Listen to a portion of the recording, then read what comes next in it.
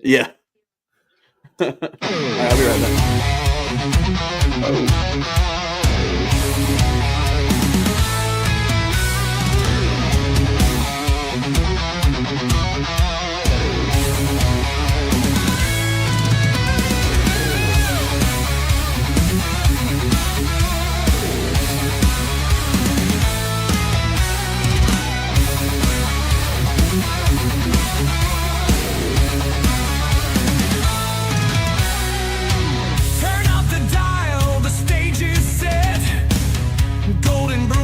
Our safety net. Whispers in the night will tell the tale. Mighty roar of college ball don't fail. Bethlehem hard chasing glorious fire. Streaming fast, our spirits never tire. Field of dreams, dirt and sweat collide. Living legends before our eyes. Scream stop soon, the game's alive. Voices loud in a sonic dive. Golden broom flies carving through the air. College dreams caught in the snare.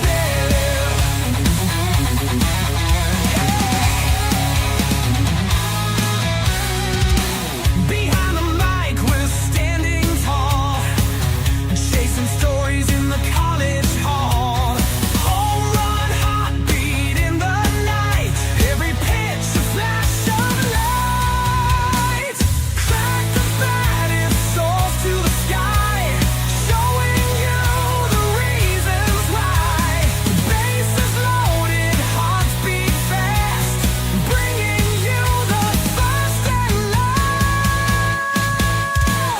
Streams start soon, the game's alive.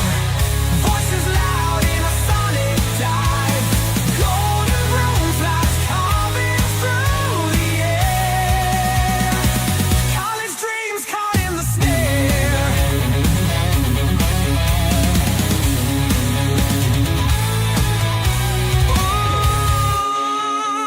Ooh, yeah. Caught in the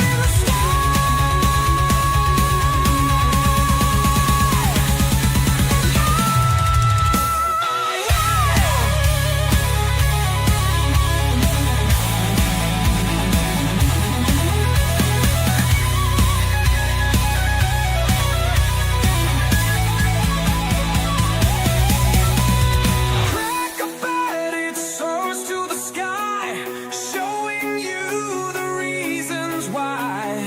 Bases loaded, hearts beat fast, bringing you the first and last.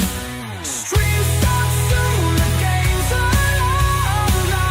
Voices loud in a sonic dive. Golden broom flies carving through the air. College dreams caught in the snare.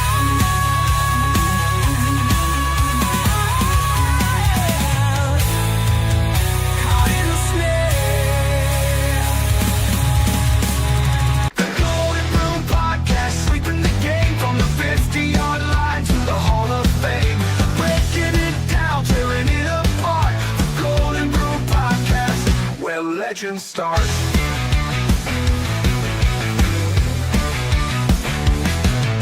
In-depth words, cutting deep as cleats. Every play analyzed, heartbeat by beat. Interviews, raw stories unfold. Behind the curtain, secrets told. The Golden Broom Podcast, sweeping the game from the 50-yard line to the Hall of Fame. Breaking it down, tearing it apart. The Golden Broom Podcast, where legends start. Welcome in. This is the Golden Broom Podcast. I'm your host, Cody Slaviski, joined as always by Vandy Chris. And tonight, we're joined by our friend Terry Walker, or Terrible Terry 83, as he would like to be called.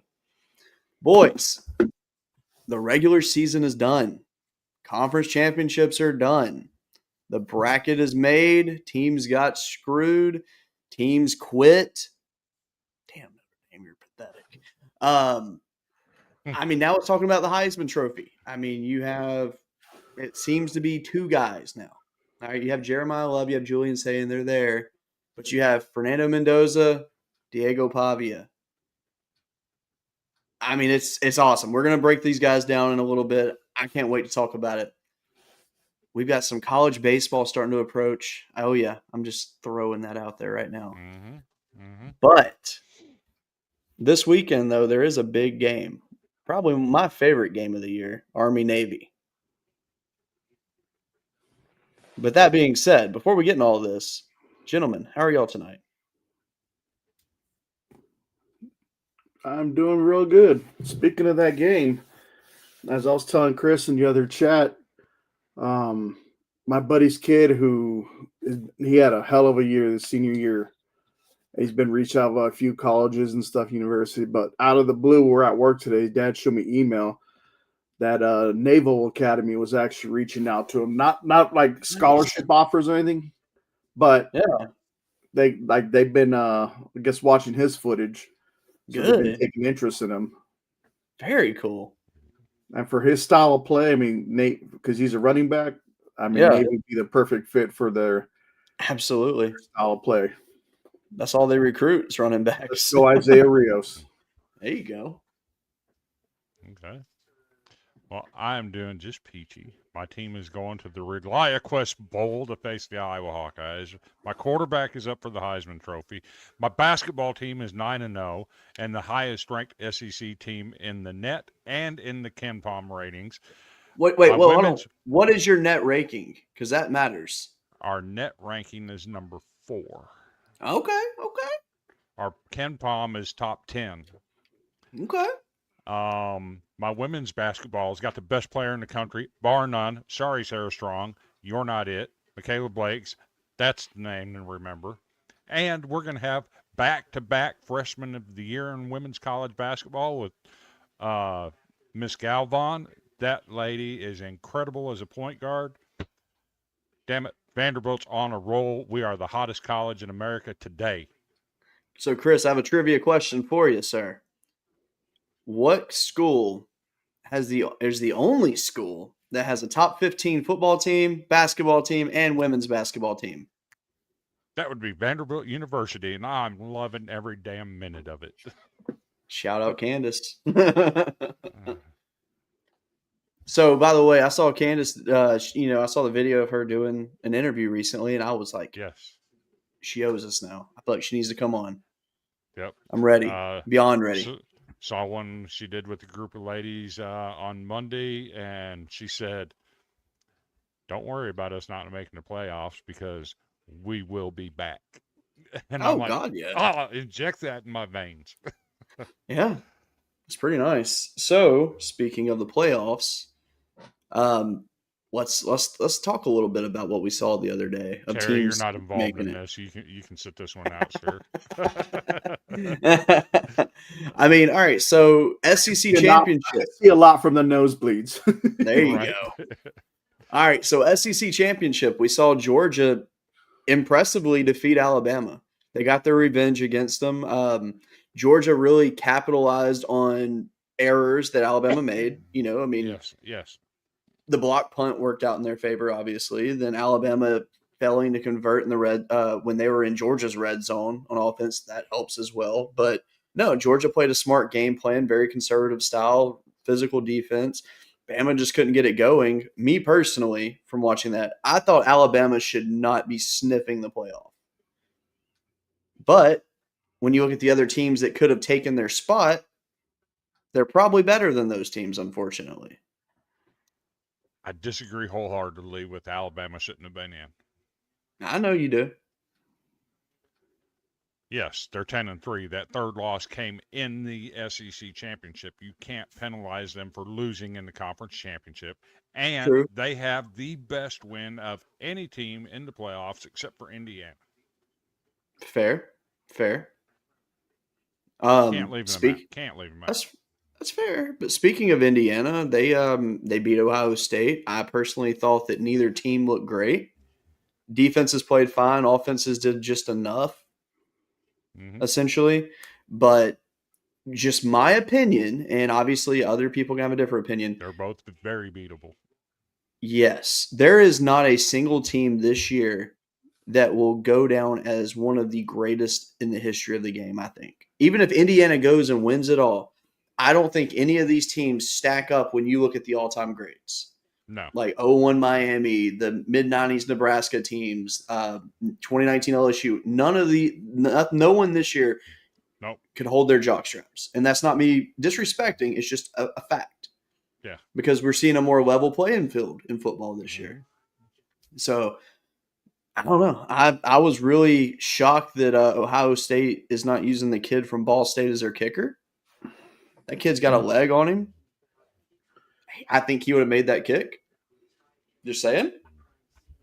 Best, But I'll argue till I'm blue in the face. Best kicker in America resides on West End in Nashville. And Brock Taylor, I'll argue till I'm blue in the face. I don't care who got all SEC. I don't care who got all American. Brock Taylor's the best. he's good. I can't hate on the kid. I have nothing negative to say about him. He's really good. Brock Taylor would have made that kick. Oh, absolutely. I think most kickers would have made that kick, to be honest with you. Yeah. So looking at all the teams that are left in the playoffs now, regardless of the outcome, who would you say would be the closest one if you just drop their team name in a hat? Obviously they're not going to be like the 2020 or 2019 LSU Tigers or the 2000, is it 8 or 9? Can't remember. I was on so many deployments during those years. The Florida Gators when Tebow was there. Sure. No, obviously nothing compared to those. But what would be out of the teams that are left? Who would be the closest one to throw in the mix? Say it at the bottom of the list of many. Ohio State. Yeah, I guess you could say that. Just because of the star power they have on offense and Caleb Downs on defense, they'd be the closest thing.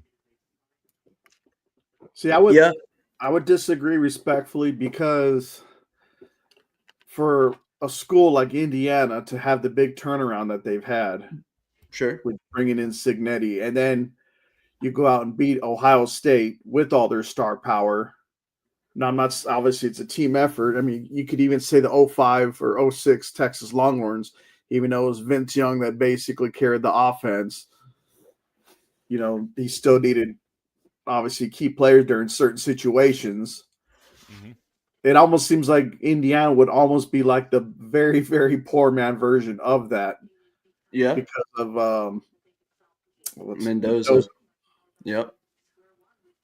I mean, that's fair. I mean, I will say Mendoza does have a good receiver room.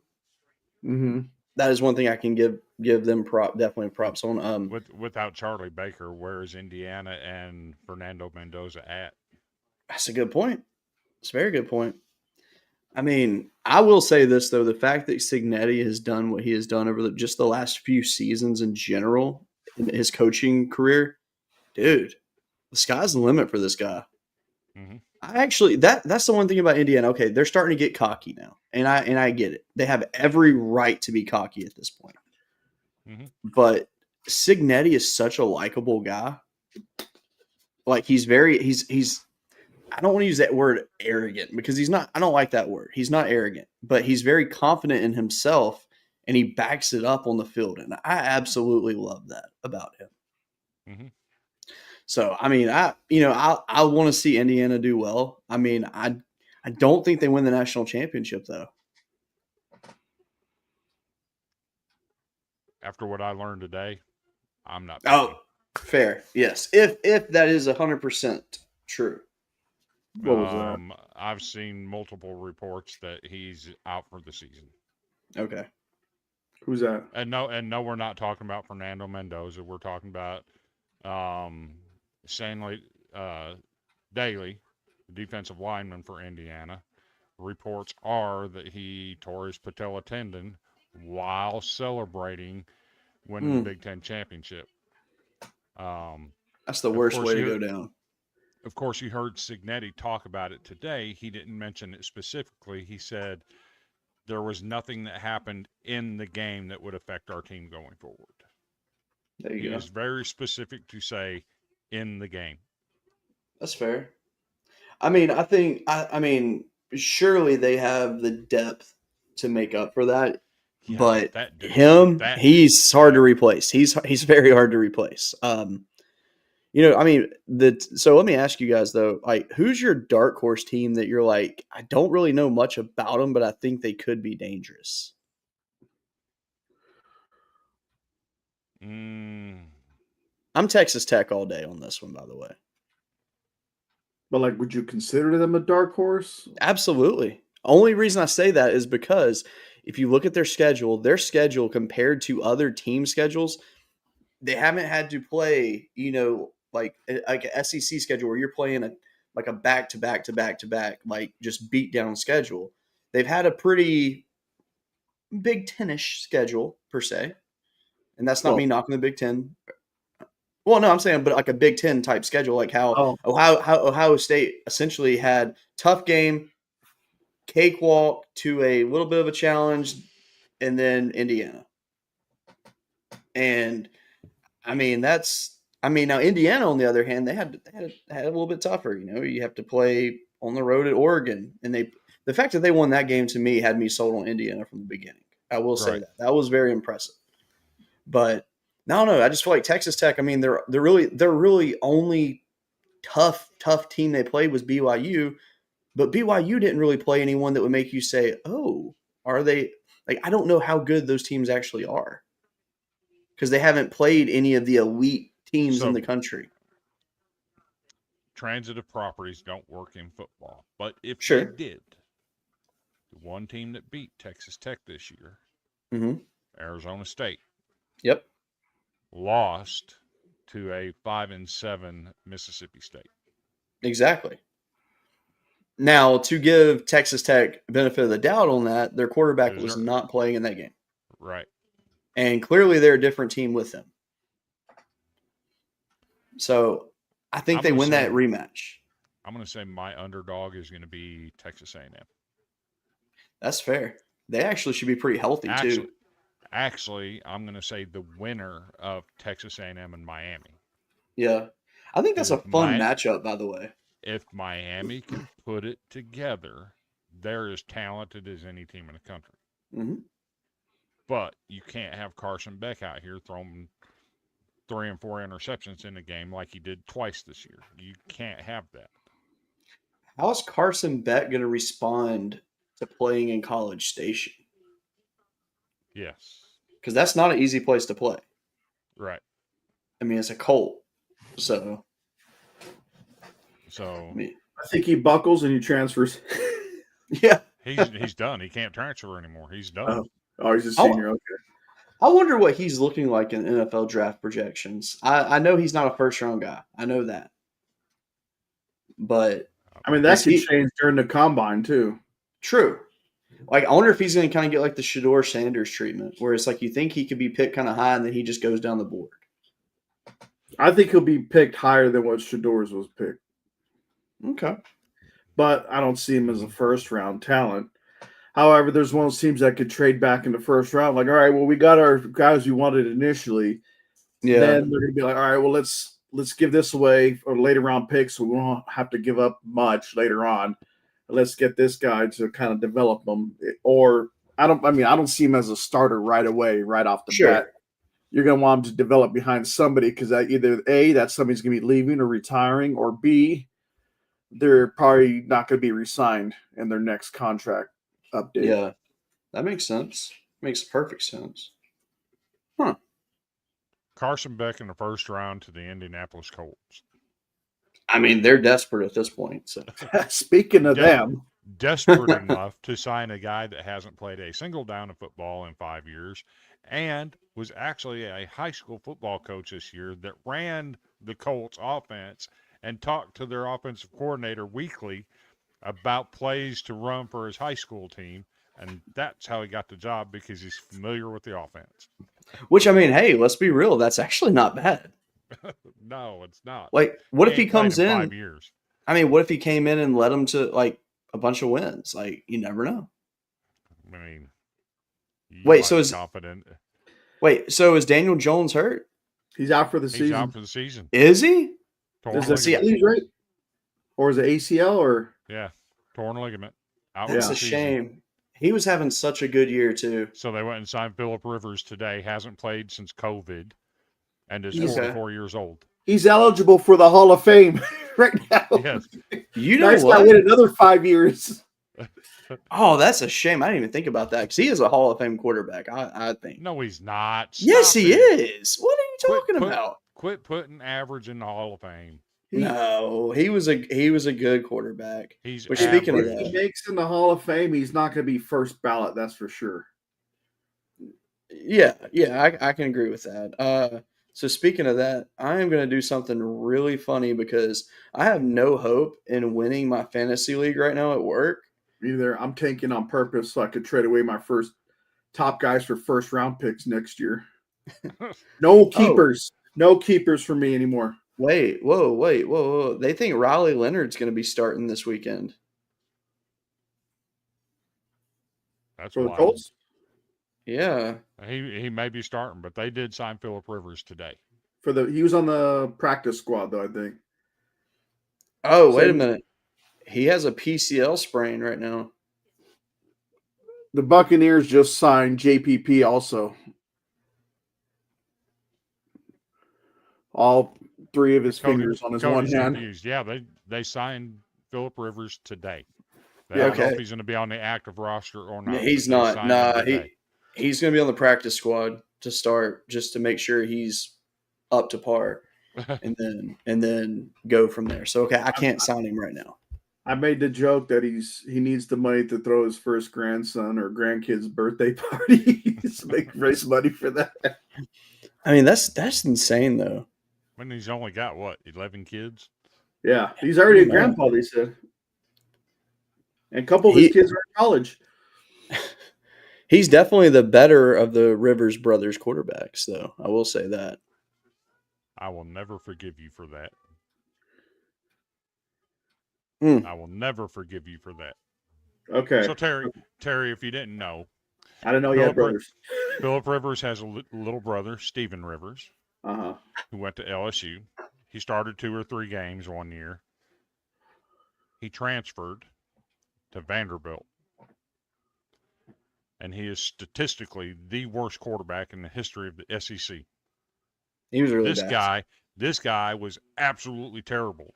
He took up a roster spot. Wait, who was the head coach at Vanderbilt when he was there? Derek Mason. Yeah, so blame him. Don't blame us. He was the Stephen idiot that Rivers. signed him. You sent him our way. We paid you. You know what? We paid you back. You gave us Stephen Rivers. We gave you AJ Swan. Fair. Speaking of AJ Swan, I heard he's going to be the next UCLA quarterback. Nope. He is in the transfer portal. Yeah. He started 6 games his freshman year at Vanderbilt. We won 5 games.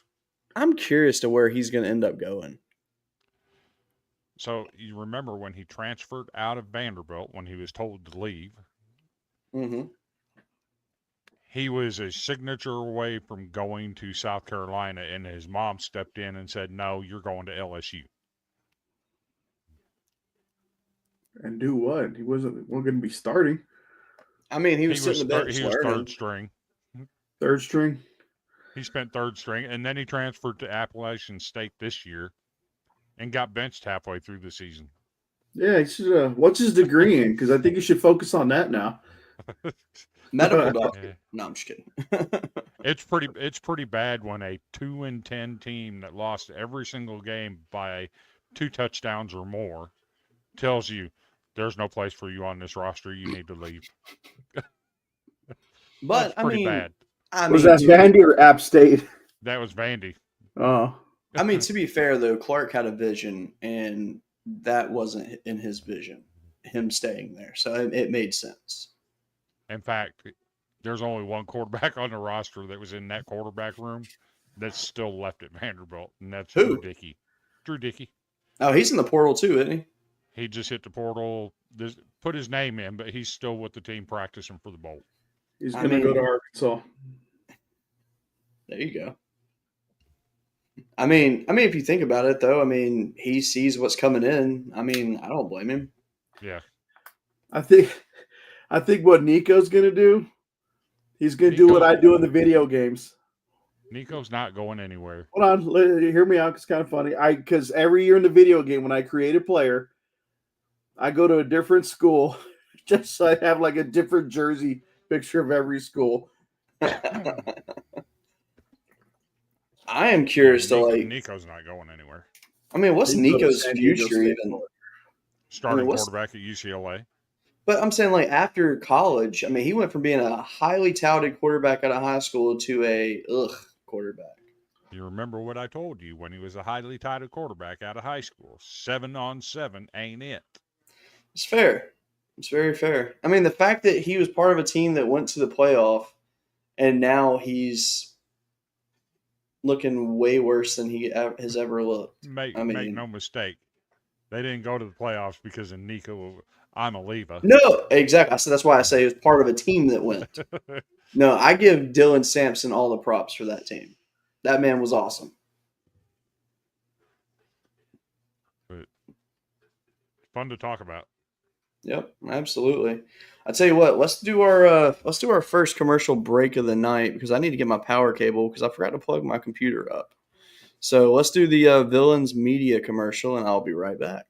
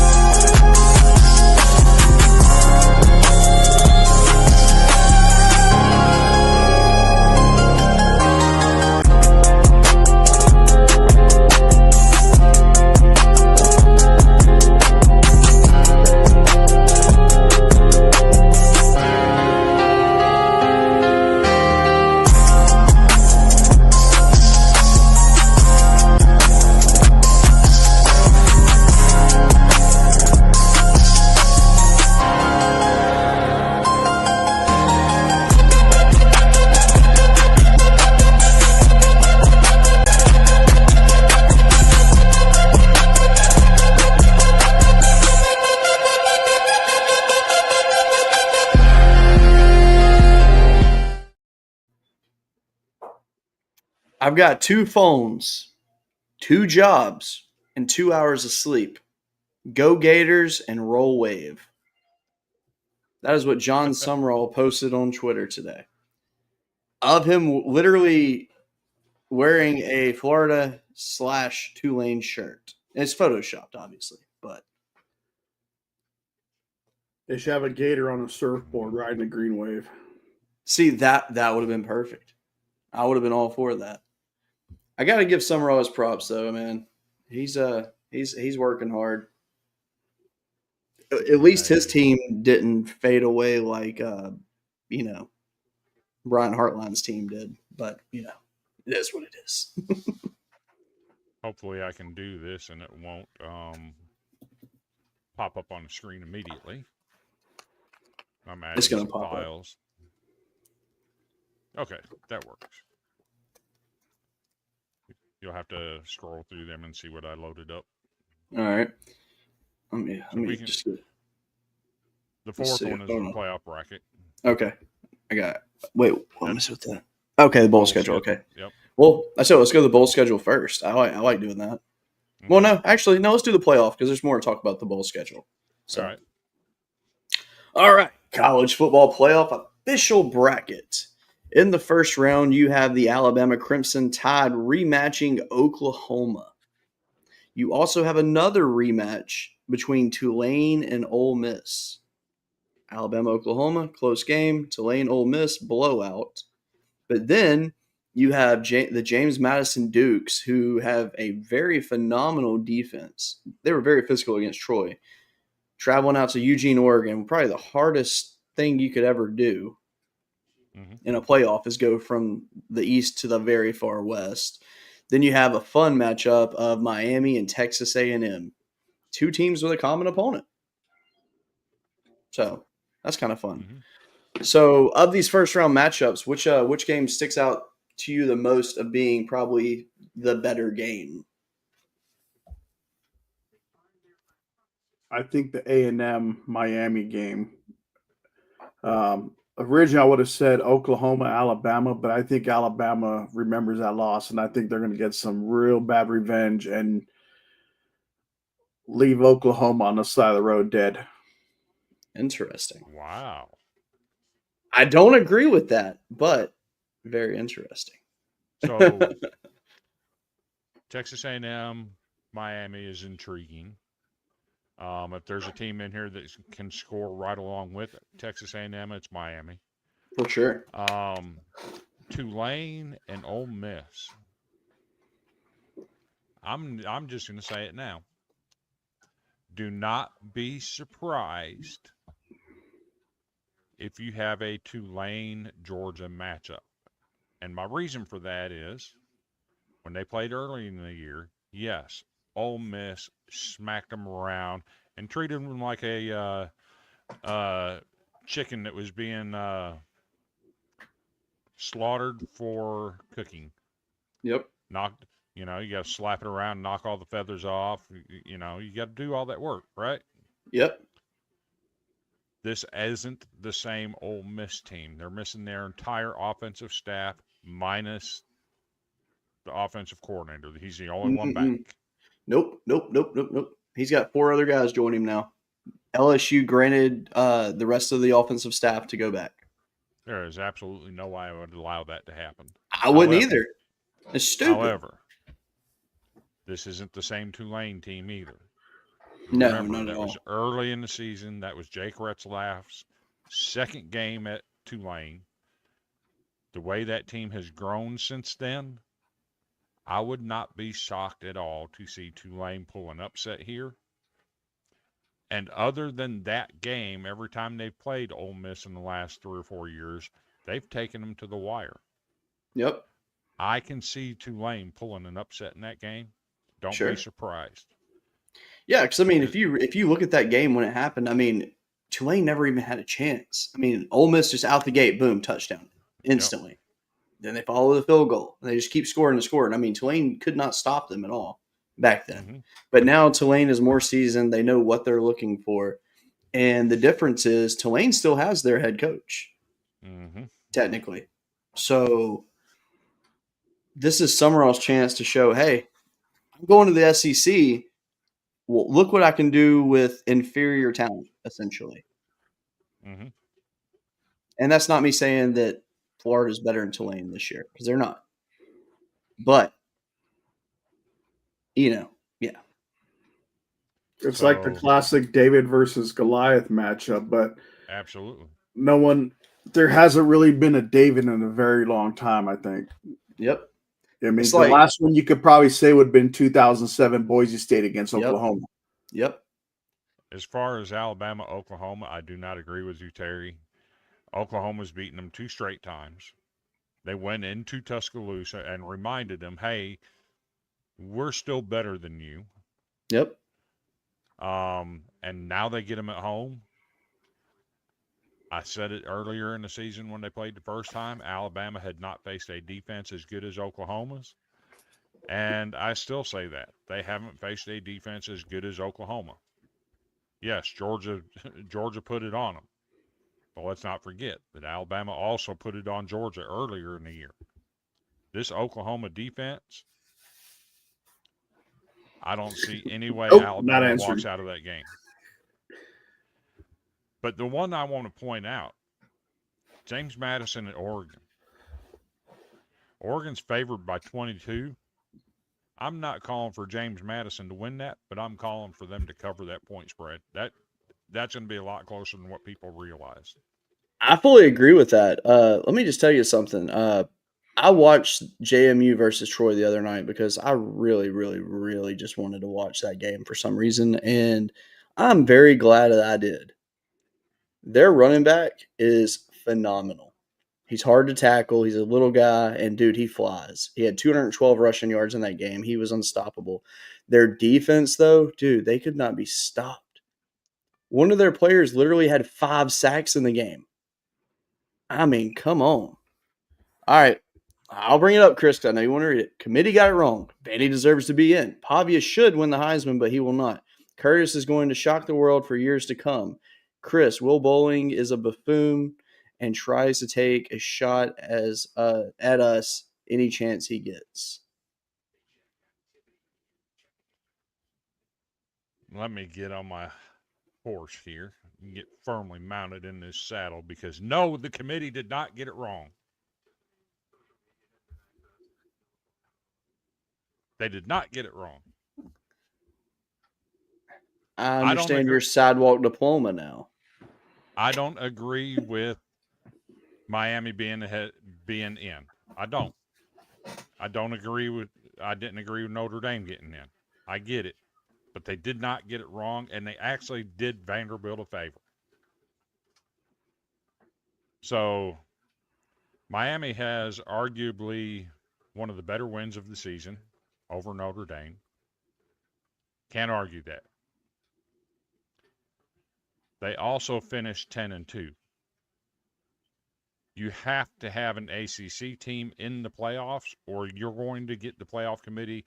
They're going to sue the britches off because that would have been the second time that the ACC was left out. You have to have an ACC team in there. They got it right. They're doing us a favor because now, instead of us playing Texas A&M in the first round, take a chance at winning that game, and then you get to go line up with an Ohio State. We're not beating them. We're not on their level. As much as I love Vanderbilt, we're not on that level. So now instead of getting embarrassed in the playoffs by a team like Ohio State, you get to put all your focus on going down to Tampa and putting an ass whooping on a Big Ten team, and it looks better in the end. That's fair. So they did us a favor. Jared Curtis, I don't think he's going to shock the world. He's going to live up to his name. The kid's an amazing talent. But let me be clear. I listen to Will Bowling every day. I will tell you, Will Bowling on 104.5 The Zone in Nashville has been more than fair about Vanderbilt all year long. More than fair. I can't count on how many times I've listened to Will Bowling give Vanderbilt their flowers for being a damn good football team this year. I'm not going to take the Will Bowling slant on here. No, because it's not true. You can go look at his Twitter and say where he said Vanderbilt is clearly the better team than Tennessee. Make no bones about it. He does that. And he's a UT alum. I get why he does what he does, but he's paid to say stuff. But he has been more than fair to Vanderbilt all year long. Interesting. Let me ask you a question, though, Chris. All right. Looking at the teams in the playoff, of these teams, who do you think Vanderbilt could beat? I think we beat Tulane. I think we beat Ole Miss. Given another shot at Alabama, we'd beat them. JMU. I think we line up good with Oklahoma. And I think we line up good with James Madison.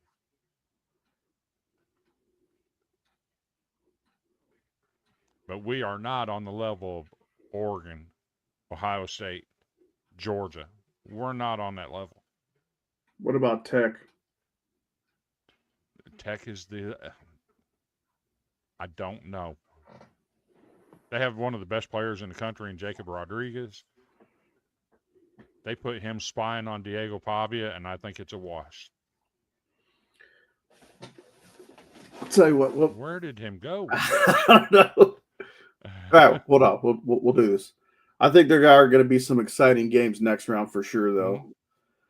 Like I'm going to pick Oregon over JMU because everyone would love to see that high scoring matchup between Tech and Oregon. Mm-hmm. Indiana, I think everyone would love to see Indiana play either team, whether it's Oklahoma or Alabama. Because Indiana, I think they got a point, even though the number one team in the nation, they still got a lot to prove because they're still going to have the doubters out there. Mm-hmm. For the next one, I would love to see A&M and Ohio State. I think that would be the best matchup for the two. Because I think if for some reason Miami were to squeak by A&M, I think they're going to just get stomped so bad with hey Cody, welcome to the show. Hey, yeah. Welcome. I have no idea what just happened. It's all right.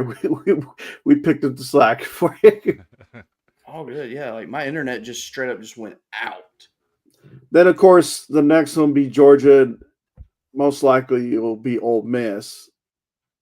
But I think that's the one where Georgia's probably going to dominate either school because Ole Miss has been in a mess since Kiffin left. So they're always going to have that on their mind.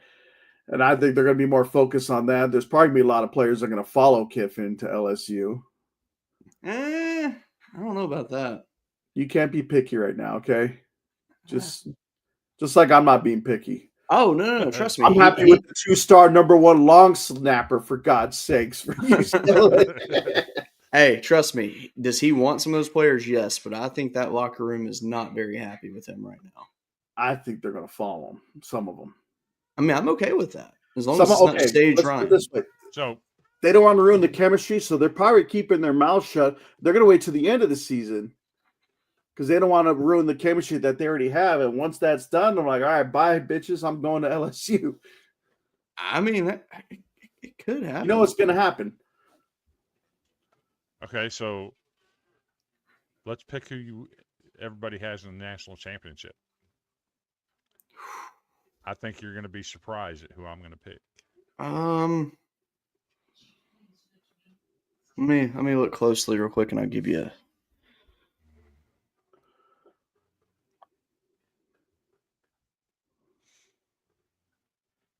We got Tech and A&M.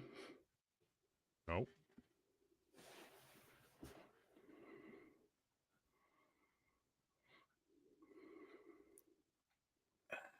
I had Indiana playing Georgia. Oh, wow. Okay. And I think that with Georgia's defense and their size, I think then it might the fairy tale ending that Indiana does not want to have. Okay. Even though I want to see Indiana or Tech win it all. That's who I want from the heart because I want to see. I don't think either one of them's had a natty, if I'm not mistaken. Correct? I know Tech hasn't. No. Indiana hasn't won a conference championship since the 60s, they said, if I'm not mistaken, 67 or something like that. Because they were always a basketball school for the longest time. Yeah.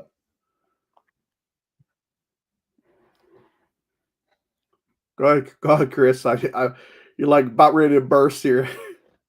So I'm going to go with the trend. What did we see last year in the college football playoffs? What, 1 versus 2? Everybody that had a bye in the first round lost in the second round. Oh, yeah, that's right. Everybody that played in the conference championship lost. Yeah. Oklahoma beats Alabama. Yep. Indiana has not played a defense as good as Oklahoma all year, including Ohio State. Oklahoma pulls the upset, makes it to the semifinals. Texas Tech loses to Oregon. You have Oklahoma versus Oregon in the semifinals. Again, defense wins championships. Oklahoma walks out of that game and into the college football national championship. On the other side of the bracket, I'm going Georgia Bulldogs. All SEC championship. Georgia I have will become hate. the first and only team that got a first round bye to win a game. I hate you for this because that's exactly who I was going to pick. And I can't believe I'm even going this far. I actually think OU wins the championship this year. Mm. This bracket sets up very nice for them.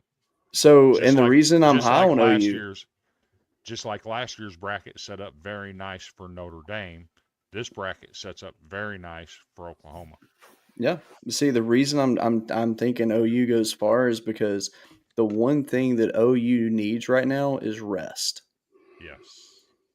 And by the time they play Alabama again, they're going to be fully healthy. Materier's hand is going to be the best that it's been since the surgery. I really think Materier is going to be a difference maker in this.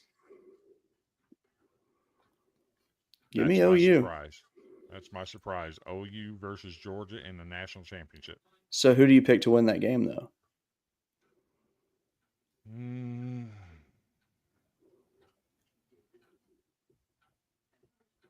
I'd say I Georgia. think Oklahoma. I think their defense is a little bit better than Georgia's. But I think So you're going to be looking at a 17-10 type ball game. Yeah. Oh, yeah, for sure. So, Terry, who's your national championship pick? Well, I wanted to go with the Cinderella story, and I still kind of am until they prove me otherwise. But as I was telling before the conference championship games, people were saying Ohio State. You're going to see Ohio State beat. I think Andrew said it by like at least a 10-point margin over Indiana. Mm-hmm. I'm like, well, the spread says 4.5, and you're always talking about the spread. Vegas don't lie. Vegas knows something that we don't. But as I was saying before, Indiana's got like the biggest thing to prove out of all these teams. Not so much JMU or Tulane. They're just there for a fill-in spot. But Indiana is playing like they might not ever get a chance like this in school history again or a very long time down the line. And I think that's what's been carrying them. They got a great coach. He just turned that program around like really fast. I mean, it's nothing short of stellar. But I don't think it's not going to be easy for Indiana. They're going to have to scratch and claw, kind of like the Big Ten championship game, every single game. It's not going to be an easy route, but I could see them scratching and clawing all the way to the Natty and even winning there. And I had them beating Georgia in a Natty. Okay. Interesting. I can't believe that we're both taking Oklahoma, though. That's weird. I have a lot of pissed off coworkers who probably be cussing you both out right now. They're all Longhorns. So. I mean, I'm shocked that I'm picking them. And, of course, Chris Joseph is not in the chat right now because he would love this. Oh, man. All right. So that's our picks for the Natty. Let's go to the bowl schedule. Oh, good God. Let me maximize my screen so I can even see that. I can read it. All right. So, I mean, some of these bowl games. So, first of all, before we get into these games, let me just say there was a lot of teams that announced they're opting out. Okay, a lot of these teams were 5-7 teams, and I mean, let's be real. Okay, cool. Let them opt out. To me, that's fine. That being said, Notre Dame opting out to me is such a wimp move. Mm-hmm. It's like you're at the playground and you're playing football and kid gets scored on and he just starts crying. He's like, I quit. And he just walks off the field. That's exactly what Notre Dame's doing. Mm-hmm. And it is truly a shame. Yeah. I mean, I don't know what bowl they would have gone to. I'm not exactly sure. I think they were expected They were going to go play BYU. See, that would have been a great game. Mm-hmm. Honestly, though, I wish it would have been Notre Dame Vanderbilt. That would have been such a fun bowl game. And the whole They didn't chat want with none. Chris and James blowing it up would have Notre Dame didn't want none of Vanderbilt. No. That being said, I really wish a team would have responded to Clark Lee's challenge. I credit him for trying. Oh, absolutely. And I know he was 100% serious about it. I mean, He was. I know he knew that nobody was going to accept, but the fact that he was ready, I love that. Because had there been a team that says, "Hey, let's do it," why not? Even if it Right. would have been a team like Utah or someone, anyone just said, "Yeah, Anyone. let's go." Spot That the would have been ball. awesome. Yes, like last weekend, if we would have seen a Vanderbilt versus Utah in Hawaii, and Vanderbilt wins that game, we're looking at a different CFP bracket right now. I think Could be. have to be 11 and win Vanderbilt. Mhm. I mean, 11-2, and you beat a top 20 team that's really not a top 20 team, but you still they're still well. Sorry, no, it would go as an unranked game because Utah would be unranked after losing. Every team that we ranked after we beat them, they were unranked. There's a common thread there. Yeah, and you know what's crazy is the teams that Vanderbilt beat that put those teams to unranked. All those teams' losses came to teams in the CFP and Vanderbilt. Yes. Like so, LSU lost 5 games this year. 4 of those were to CFP teams. 1 was to Vanderbilt. That makes me feel less sad about how the season went for LSU, knowing that. But it makes me angry the fact that Vanderbilt plays as the team that essentially is like the killer of your ranking, but they get no credit for it. That bothers me. Right. But it is what it is at this point. But no, looking at these bowl games, I mean, there's a few fun ones. I think Boise Washington's a fun matchup. I think Washington beats them, but I think it'll be a fun game. Troy Jacksonville State actually is a game that I kind of want to go to. Just because I think for in-state wise, that's just a freaking awesome matchup. I'll keep an eye on Kennesaw State, Western Michigan, just because Kennesaw State has been awesome. And I heard their coach, he won a Coach of the Year award today. Did he really? Yeah, the Vandy Chris Coach of the Year award. Hell yeah, that's what I'm talking about. Which, by the way, great article, and you need to check it out on cfbackers.com. But to your point, what you were talking about, I did write an article for College Football Backers today.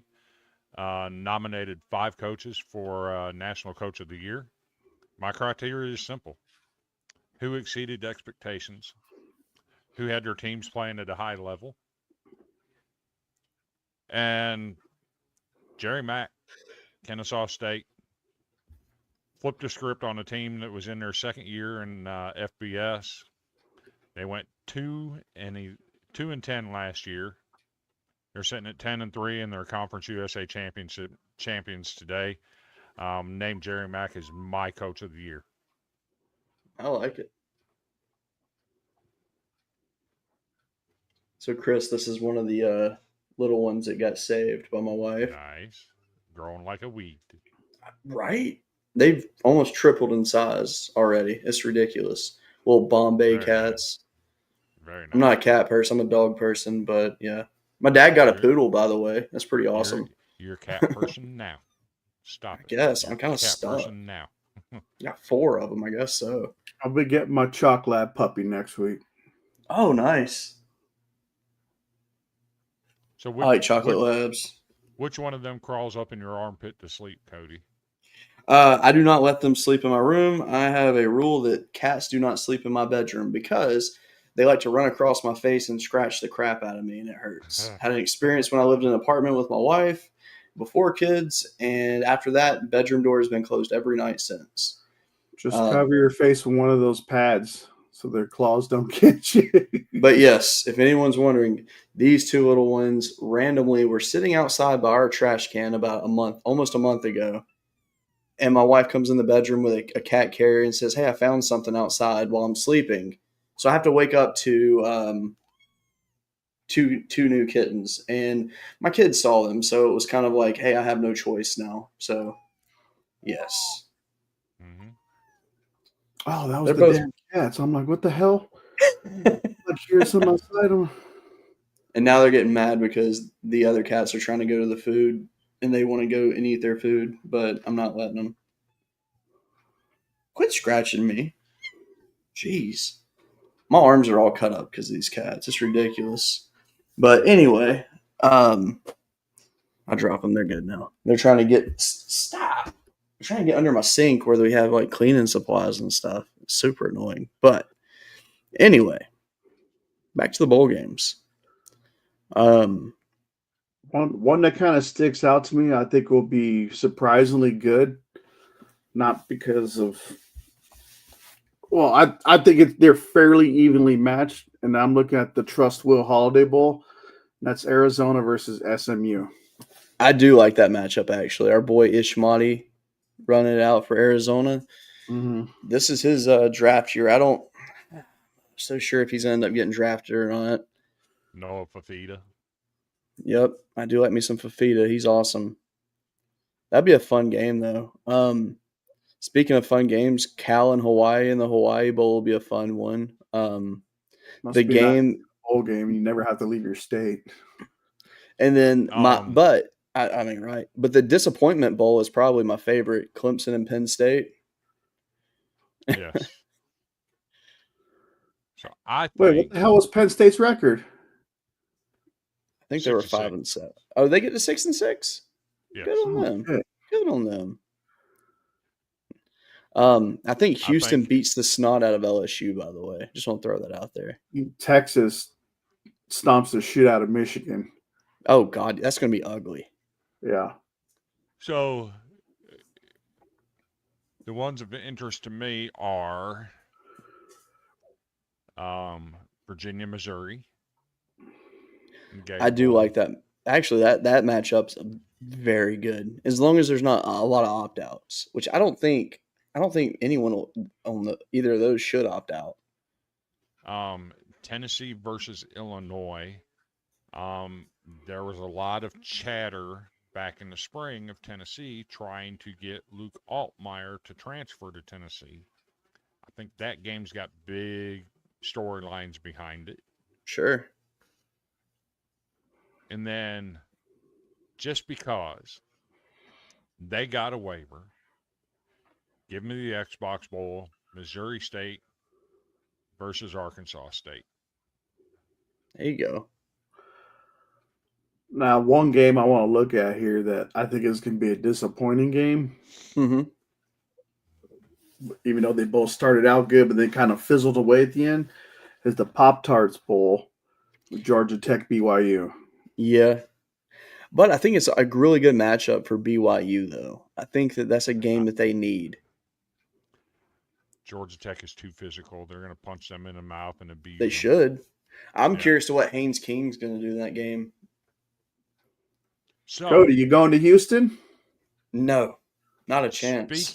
Speaking No. of Haynes King and wondering what he's going to do, there has been no official announcement.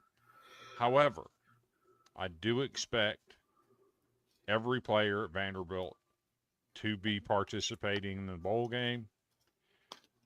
It was announced today that Diego Pavia will be playing in the Panini Senior Bowl in Mobile, Alabama.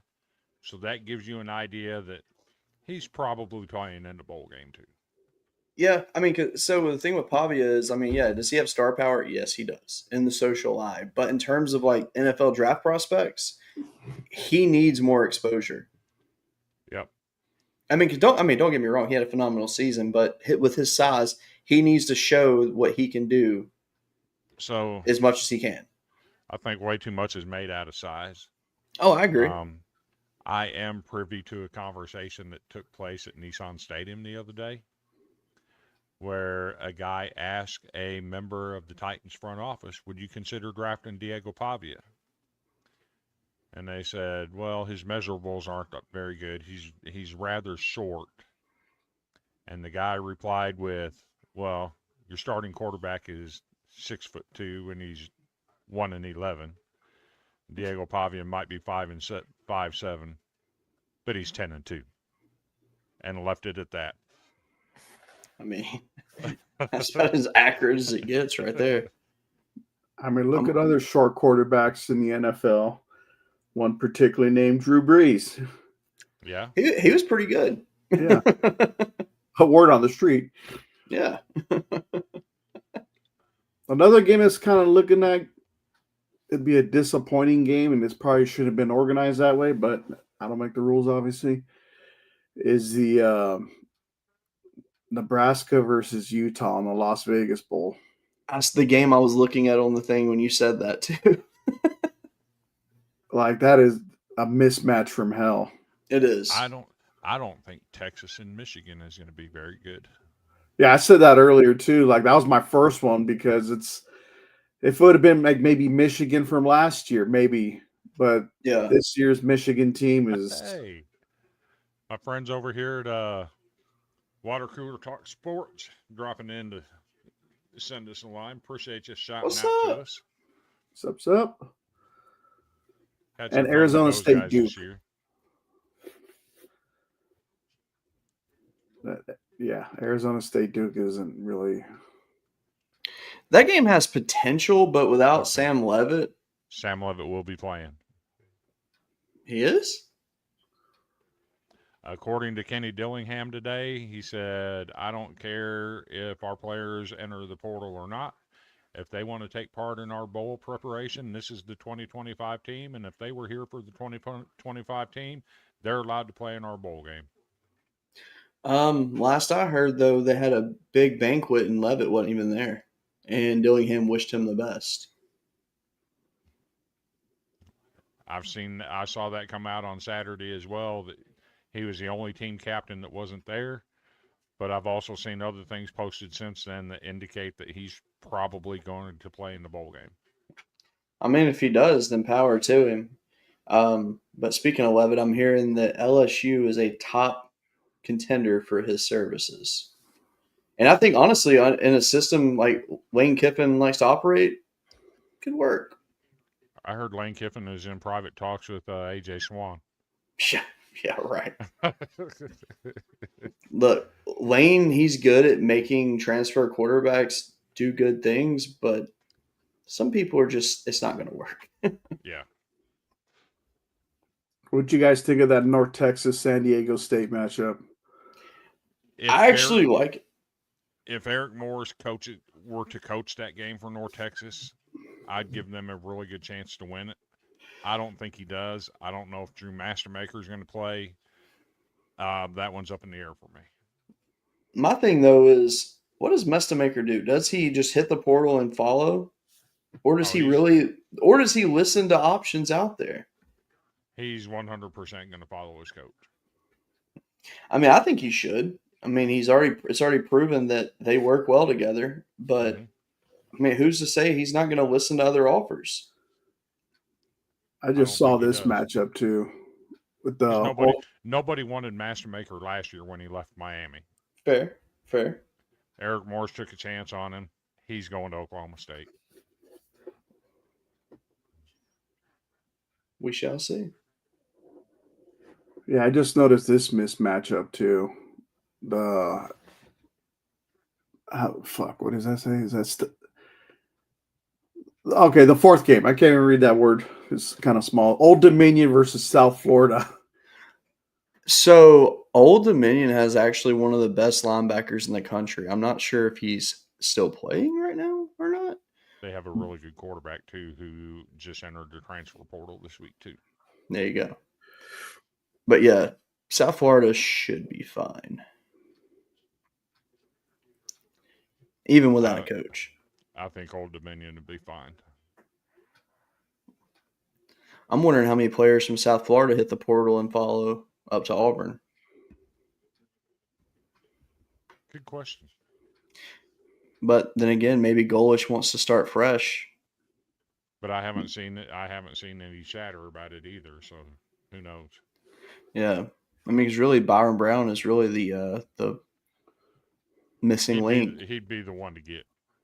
But then again, he's got Deuce Knight. I feel like he can mold him into everything Brown was and better. Dominic's asking about Henderson for ODU. Yep. That's the dude. Yep. Solid guy. Yeah, he's phenomenal. I did see there's several offensive linemen in the transfer portal that are older guys, that are large guys.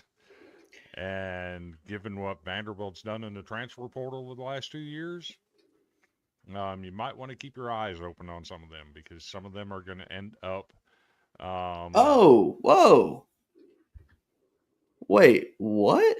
Like, so are you saying like he retired? So, because I didn't follow Old Dominion this year very much, I will say, but I knew about Henderson. All I know is they got a really good quarterback at Old Dominion. If he stepped away like for good, that is a shame, because this kid was like freshman All-American, like wow. Let me tell you something. That kid had NFL star potential on him. I had no idea he stepped away. That really blows my mind. Dang. Well, gentlemen, I'm going to head off here. You guys have fun with the rest of the show, but thanks for having me on. Yeah. All right, buddy. Pleasure. Hopefully we'll do this again soon. Absolutely. Mm-hmm. And bye to everybody watching. Adios, amigo. Bye-bye. Later, Cap. Peninsula!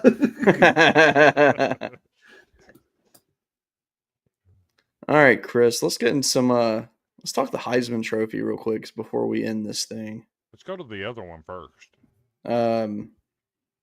This graphic? Yes. I mean, it's a little incomplete. So I'm going to do something I did last week. ESPN, this message is for you. What the fuck is this shit? If you're going to put out a graphic with the top 4 Heisman Trophy candidates on it, put all of their fucking stats on the thing. It's fair. Don't leave it incomplete. That's a hose job, in my opinion. That's trying to paint a picture, to paint a narrative of who you want to win the Heisman Trophy. Stop that mess. Put all of their stats on there, you cowards. I mean, if I were voting for the Heisman Trophy and I knew who my 4 finalists were, I would go to the roster itself and break down each individual position that truthfully affects them and see where those players rank. So, for example, for the quarterbacks, I would break down their offensive line, see how their offensive line ranks, receivers, and their running back. Like I would break down their entire offense. For Jeremiah Love, essentially, I would break down his offensive line for him. Okay. I would also, look into strength of schedule, strength of record. I want to know like how these guys are performing. I don't care how they play against like the FCS teams they play and vice versa. I don't care about those stats. I want to know, how did you play in conference? I want to see your conference stats, but I really mainly would want to know what their stats look like against teams with, I would look at like 6-6 and better. Then I'd also look at 8 wins and better. And I would look at those numbers. I want to know how these guys are doing when they face elite competition. But I would also look at it. So, for example, when these teams they played, where do these teams' defenses rank that they go against? Like, I want to know what they're actually facing, because just because a team's in the playoff doesn't mean their defense was great. Could have been because they had a great offense. So, I mean, like, there's so many like aspects that need to be looked at. But I mean, how many of these players had 400 yards in like 4 straight games? One. How many of these players hit 400 yards at least once this year? Let's change that a little bit. Let's just do 300 yards. Okay, 300 yards. Maybe 2. I think Jeremiah Love might have hit 300 yards. Did Sayin hit 300? Sayin hit it, I think, 3 times, maybe 4. All right, give me a second. I'm going to pull up the stats real quick just to. Mendoza hit it once. Okay. All right, so Pavia Julian's hit it saying 7 times. exactly. So Julian's saying, looking at his numbers, see y'all.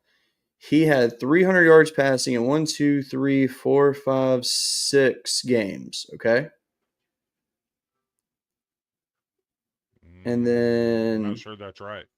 yeah, it is. I'm looking at it right now. He hit 400 total yards in one game where he hit exactly 400 on the dot. And that was against Wisconsin on the road. But no, he had 306 passing yards against Grambling. Do we count that? Against Ohio, he had 347. Again, do we count that? Against Minnesota, he had 326. Wisconsin, 393. Penn State, 316. At Purdue, 303. And that was his 300-yard passing games. Rushing wise, his best game was 2 carries for 13 yards. But he had 0 rushing touchdowns on the year. Okay, so that's Julian saying. All right, let's see what Noodle Arm Mendoza did. Shout out Brian Buckeye Stats for that nickname. It's hilarious. All right. Mendoza hit 300 yards passing against Michigan State, and he had 299 against Wisconsin. Rushing wise, his best performance was against UCLA. He had 5 carries for 45 yards and a touchdown. Mm-hmm. All right, Diego Pavia. The guy had a decent year this year. All right, let's see what he did. Why is my phone taking forever to load up when, of course, I'm trying to look something? There it goes. All right, so Diego Pavia. 321 against Utah State.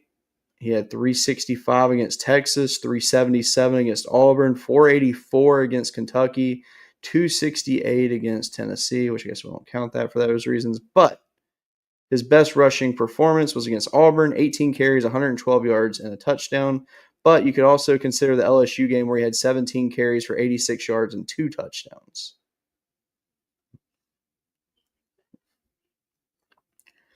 I mean, realistically, all right, so against conference foes, Diego Pavia had 6, 11, 12, 13, 14, 15, 16 passing touchdowns in 8 conference games.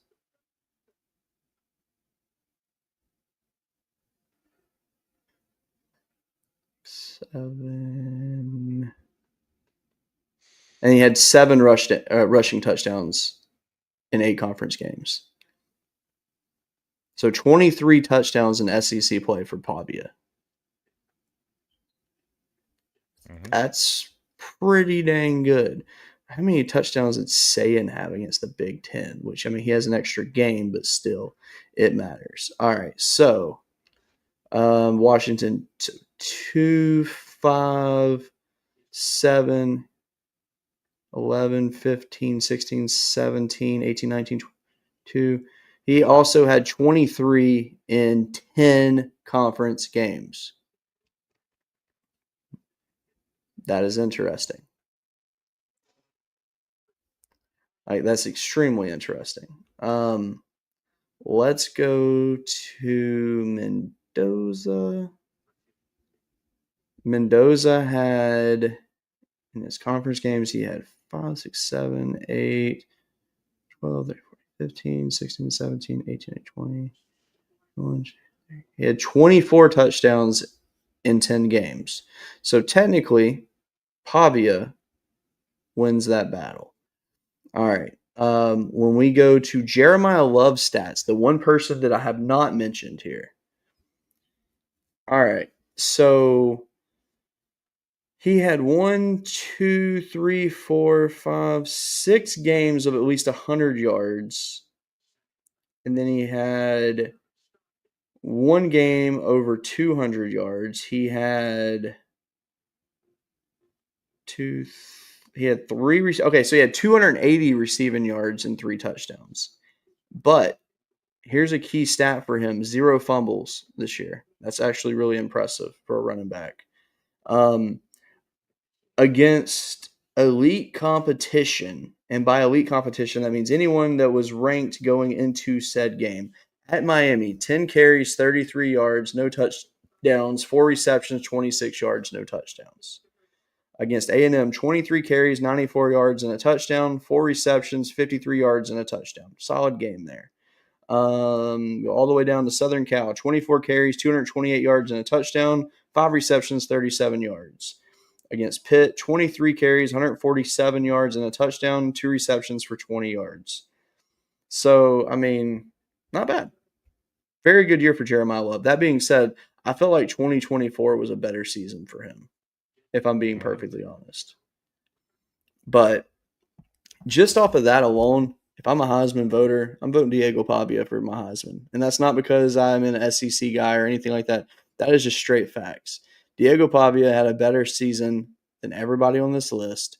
He put his team on his back and carried that team to a 10-win season. Is he the sole purpose that team won 10 games? No, he is not. No individual player is the reason their team wins all their games. But without Diego Pavia, Vanderbilt does not win 10 games this year. Okay. That was a lot of numbers you just spit out. It was. So let's just simplify that. Okay. Here is every 300 plus yard game from the Heisman front runners. Okay. Number 1, 532 yards. Diego Pavia. Yes. Number 2, 489. Diego Pavia. Number 3, 433. Diego Pavia. Number 4, 408. Diego Pavia. Number 5, 400. Pavia and Sand. Number 7, 350 yards, Mendoza. 8, 345, Sand. 9, 333, Pavia. 10, 328, Sand. 11, 328, Sand. 12, 319, Pavia. This is just 300-yard games or more. The final tally in that, Pavia 7, Sand 4, Mendoza 1, Love 0. It's fair. I'll go as far as saying Jeremiah Love isn't even the best running back in college football. He's 4th in rushing yards.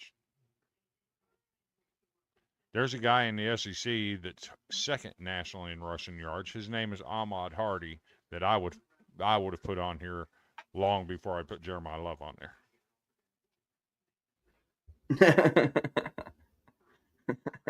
I like that. I mean, honest to God truth, Diego Pavia and Bo Nix are very similar. If I'm being honest. If you want to have a good comparison for an NFL draft prospect, look at Bo Nix. Also, Dean, there's a flag next to your name because that means that you are a rising contributor to our page.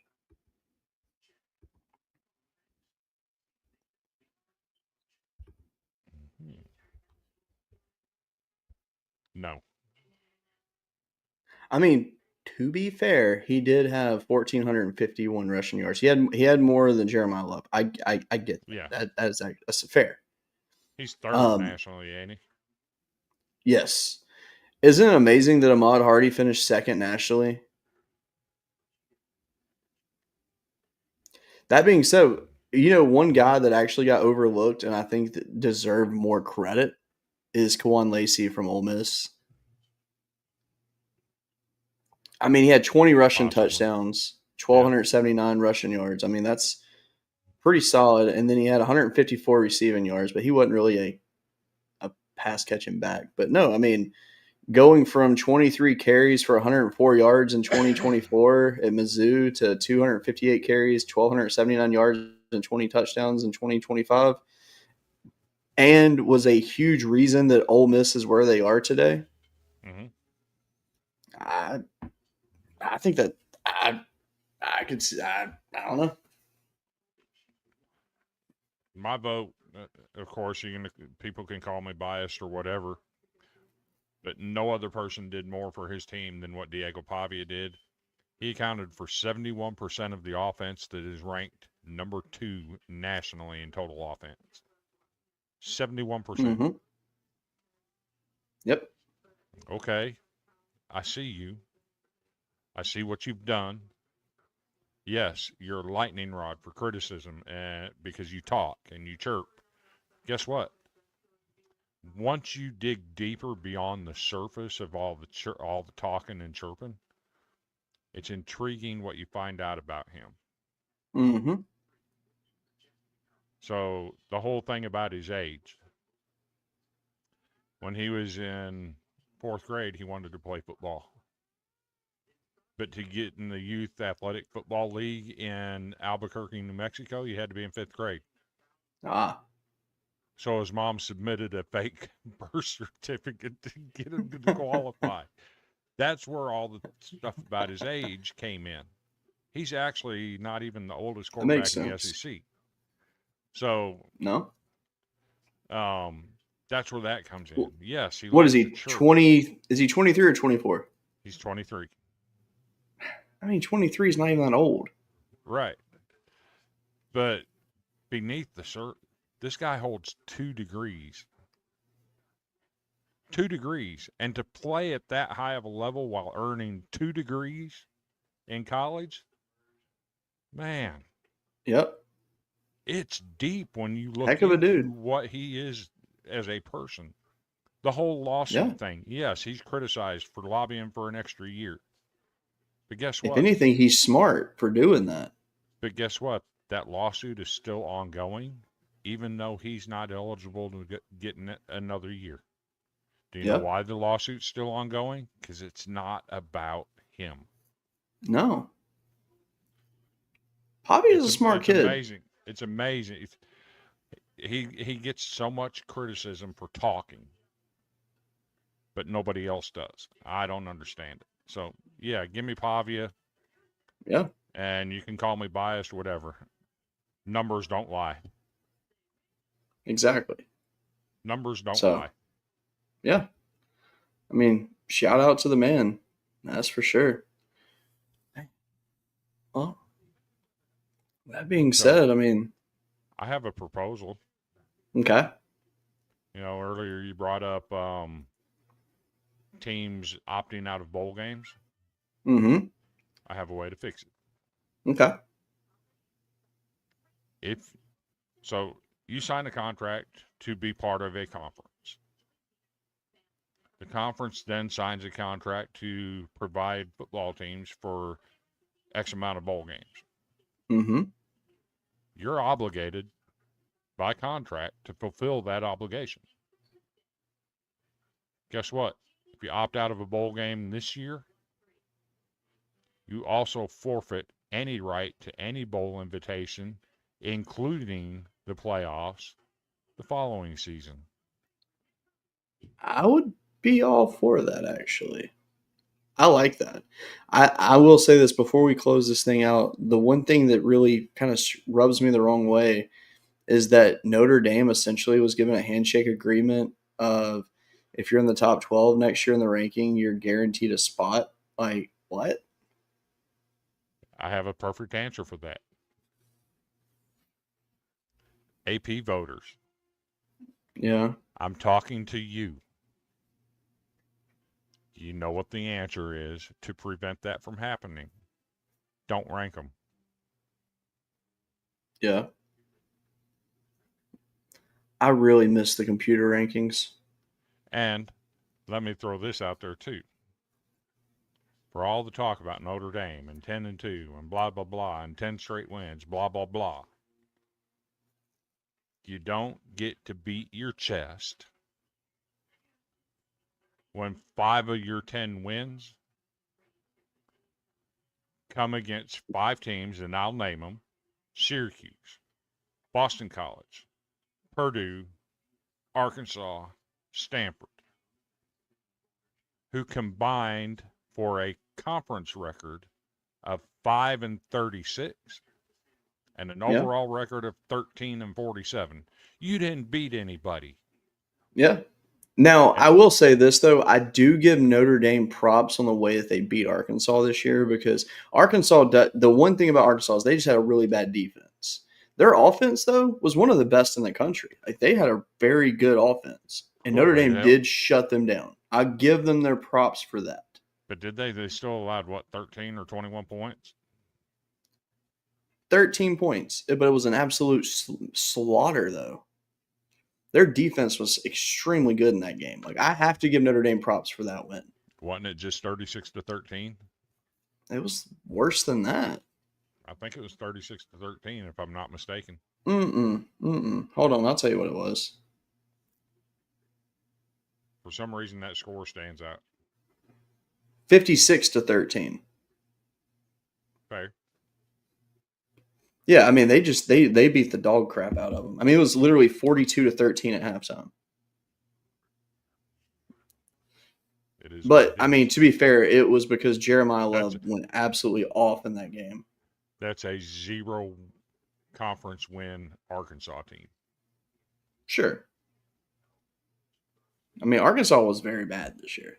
Offense was great. Defense was just And trash. if not mistaken, I think they were also 2-10. Yes. I mean, but the thing you don't get to beat your chest over that, and then to cop out on a bowl game. All right, but here's the thing that needs to be pointed out about this Arkansas team to show just like how good their offense was because they deserve a little bit of praise. All right, second in the SEC. Yeah. So I mean, look, lost to Ole Miss, 1-score game. Lost to Memphis, 1-point game. Lost to Tennessee, 3-point game. Lost to A&M, 3-point game. Lost to Auburn, 9-point game. That was actually one of their worst losses in conference. Mississippi State, 3-point game. LSU, 1-point game. Texas, that game got a little out of hand. It was like a 15-point game. And then Missouri was a 14-point game. So, I mean, like, it ain't like they weren't trying. Like, I mean, their offense really, they really put it out there, but it just didn't work. You're a 2-10 football team that won 0 conference games, and you just went and hired a coach that could only beat you by 1 point. Yeah, that's true. Trust me, that hire is terrible. Absolutely terrible. Arkansas might be the greatest 2-10 team of all time, by the way. I just want to throw that out there. Because let's be real. Beat my chest. Put it this way. If you put their offense with Ohio State's defense, that's a national championship team easily. I don't think it's a question. But it doesn't matter at this point because they didn't have the defense to match it, and now they are destined to stay mediocre for years to come. Arkansas it was in their lap. They could have gotten anyone they wanted. The fact that they swung and missed on Franklin, Golish, all those people, and got Silverfield, come on. Yeah. Now, if Silverfield proves us wrong and does well, kudos. You're a good coach. But I ain't seeing it. And while we're at it, let me do this too. Congratulations, Penn State. You finally hired a coach. You just hired the guy you fired. You just hired the guy you fired. A step-down version of the guy you fired. Let's be real. He's 4-6 against the top 10 teams, and he's 16-25 against the top 25. You just hired the guy you fired. I mean, you got a guy that averages 7 wins a year. Good job. I mean, that being said, don't get me wrong. Campbell's a good coach, though. He is. I mean, I am curious to what he can do with Penn State's resources. Because, I mean, think about it. I mean, Iowa State, you can only have so much there. Yeah. So let's see what he can do. He went from, driving what's a sports car that's like not really high end though? No, stop it. He went from driving a Mitsubishi Eclipse to driving like a Corvette. No, not even that. He went from I don't want to say Ferrari. He went from driving a Chevy Chevette to a Chevy Citation.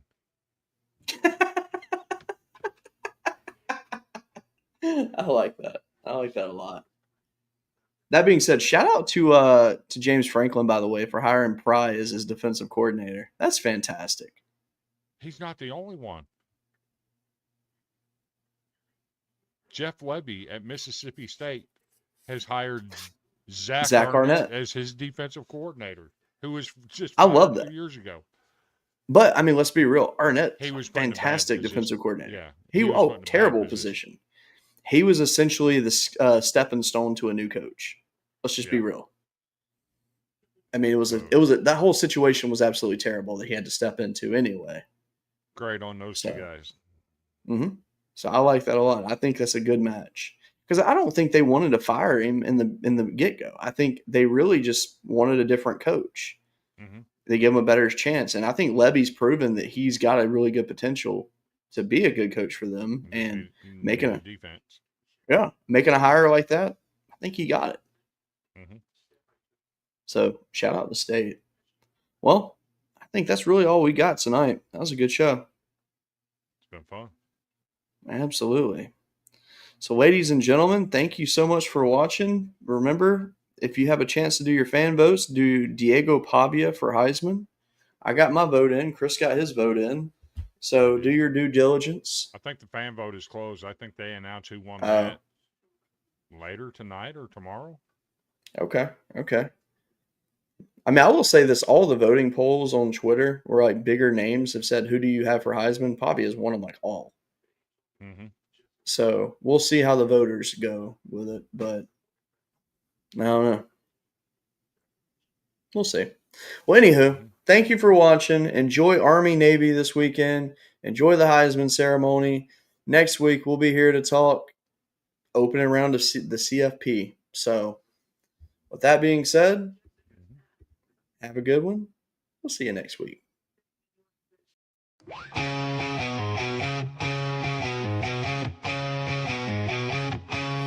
On the diamond where they play, sweeping competition every day. Around